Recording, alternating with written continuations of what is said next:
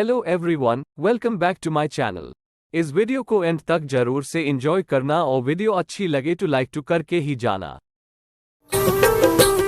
SK radio music by Sikandar.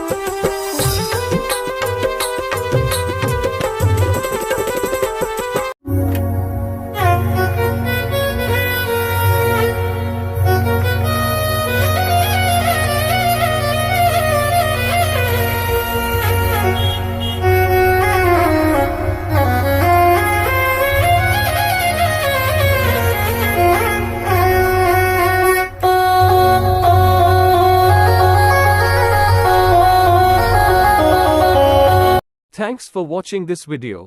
अगर आपको video अच्छी लगी हो तो वीडियो को एक लाइक और हमारे चैनल एसके रेडियो कालंदरी को सब्सक्राइब जरूर करके जाए।